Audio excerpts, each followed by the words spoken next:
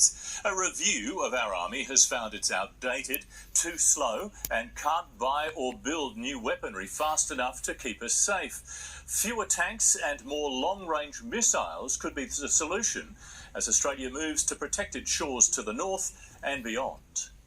Very first steps in a very different direction for Australia's Defence Force. At its core, all of this is making Australia more self-reliant, more prepared and more secure in the years ahead.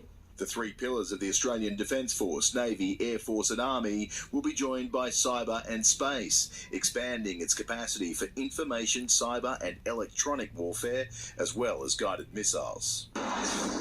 A missile age with a power struggle in the Pacific. Australia caught between bolstering allegiances and being able to ward off aggressors on our own. In order to meet the moment, in order to meet the circumstances and the sense of urgency, we simply have to speed up our capability process. That means making more here.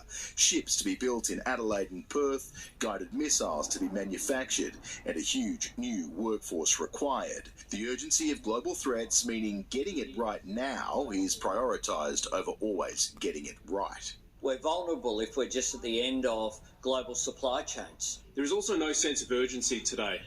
The mission is clear. We must respond to our strategic circumstances, yet we haven't seen a strategy. There is no new money, and we're cannibalising capability. Where is the money coming from? Because if you're going to do it out of that, are you going to take it out of the land forces?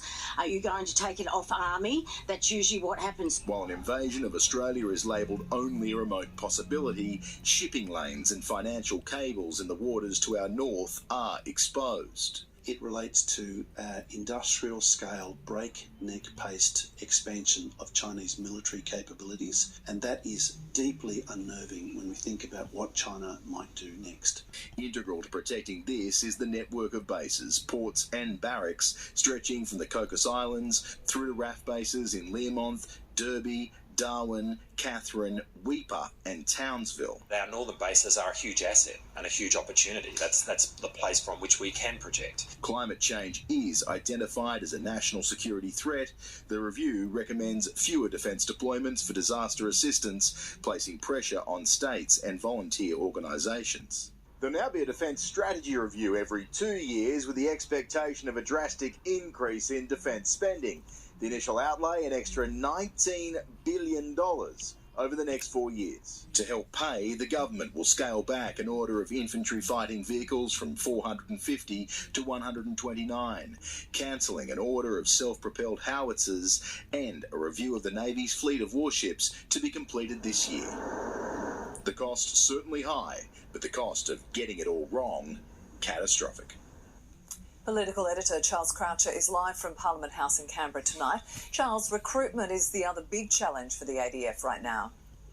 Evening, Melissa. It is the biggest challenge. Already there's a plan for an extra 18,000 people in uniform, but it's the tens of thousands that will be needed for maintenance, manufacturing and civil industries. And unlike picking fruit or nursing, these workers can't be found overseas. They have to be Australian citizens, they have to be vetted and they have to be trained. America used to boast of the recruitment boost they got from the Top Gun movies. So to meet this demand, our government may just have to enlist Bluey. Melissa. Charles, thank you. The Melbourne